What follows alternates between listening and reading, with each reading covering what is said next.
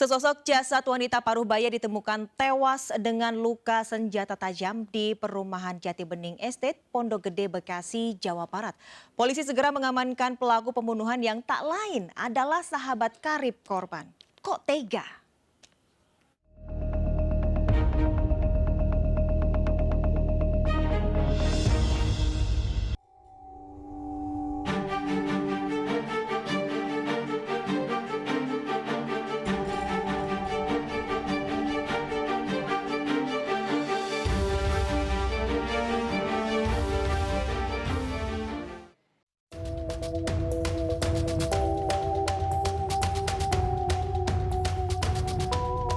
Warga perumahan Jati Bening Estate digemparkan dengan penemuan jasad HS, 53 tahun, di Pondok Gede, Kota Bekasi, Jawa Barat.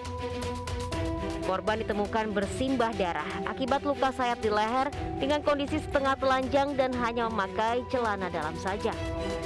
Salah satu warga mengatakan peristiwa pembunuhan ini terjadi Selasa malam saat kondisi perumahan sedang sepi. Korban diketahui bertamu ke TKP yang merupakan milik kakak pelaku. Diduga korban dibunuh pelaku saat bertamu ke rumah yang merupakan sahabatnya sejak kecil. Belum diketahui motif pembunuhan ini, namun pelaku segera diamankan di Polres Metro Bekasi Kota. Ya semalam, Bang. Oh semalam. Kalau paginya kan udah diangkut semua, udah diamankan. Itu udah pihak polisi yang ininya Iya, artinya, udah dilimpahkan nggak ya? Kenal kali ya itu ya? Ya nggak tahu juga sih. Sama-sama kenal kali ya? Ya nggak tahu juga sih. Kadang namanya ya atau tamunya atau saudaranya kita kan nggak tahu. 2 hari usai melakukan pemeriksaan secara maraton, polisi mengungkapkan jika aksi pembunuhan dipicu pelaku mendapat bisikan gaib. Pelaku yang terpengaruh dengan bisikan itu mengaku tergerak untuk menghabisi nyawa korban yang merupakan sahabatnya sejak kecil dengan pisau dapur. Selain menjalani pemeriksaan, polisi harus memeriksakan kondisi kejiwaan pelaku di Rumah Sakit Polri Kramat Jati, Jakarta Timur. Ya, kalau berdasarkan dari keterangan suami tersangka, ya bahwa tersangka ini memiliki riwayat penyakit yaitu kelenjar getah bening serta sindrom selalu merasa ketakutan. Ya, ini baru keterangan dari suami pelaku atau tersangka. Peristiwa ini bermula saat korban HS bertemu di lantai 3 rumah kakak pelaku RG di kawasan Jati Bening, Bekasi. Saat itu korban mengaku merasa tidak enak badan dan meminta bantuan tersangka mengerik punggungnya. Saat akan menyiapkan alat untuk mengerik, pelaku mengaku mendapatkan bisikan gaib untuk menghabisi korban. Seolah terhipnotis, pelaku RG mengambil pisau yang tergeletak di dapur.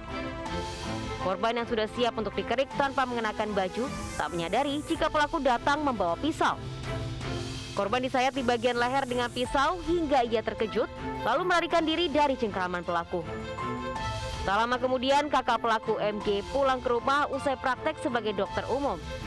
Ia sempat mengklakson mobilnya sebagai peringatan untuk membuka pagar rumahnya. Tiba di teras rumah, MG menemukan tubuh HS yang tertelungkup tak bernyawa dan berlumuran darah.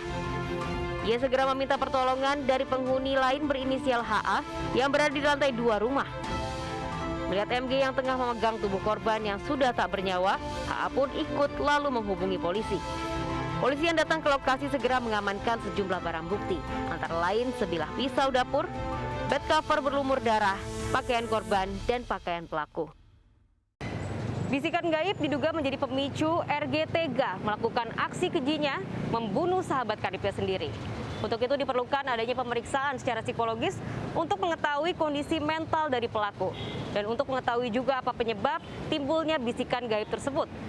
Jika terbukti pelaku memiliki gangguan secara psikologis, maka secara hukum bisa saja ia tidak dikenakan pidana. Ada hal pemicunya yang menyebabkan akhirnya saat itu timbul seperti itu. Jadi kalau tanpa pemicu bisa jadi ya nggak apa-apa, fine-fine aja, aman-aman aja. Tapi hal itu bisa terjadi setiap waktu, setiap saat. Kenapa orangnya harus misalnya sudah ada tanda-tanda misalnya kejiwaan, itu tolong pertama kali mungkin rujuk ke psikolog dulu, mungkin masalahnya tidak terlalu berat ya. Nanti kalau sudah sangat berat dan perlu misalnya hal sifatnya fisik, itu perlu dokter yang untuk pengobatan secara farmasi ya, secara obat-obatan itu kita harus ke dokter jiwa seperti itu, Mbak. Guna mempertanggungjawabkan perbuatannya, pelaku diancam pasal 338 KUHP tentang pembunuhan dengan hukuman penjara maksimal 12 tahun penjara. Permasalahan kesehatan mental memang tidak dapat disepelekan. Salah satunya seperti yang terjadi dalam kasus ini. Dibutuhkan adanya kesadaran dari diri sendiri dan juga orang-orang sekitar untuk sama-sama memahami dan menanggulangi kondisi ini agar tidak merugikan diri sendiri maupun orang lain. Saya Amanda Dasrul dan tim liputan melaporkan.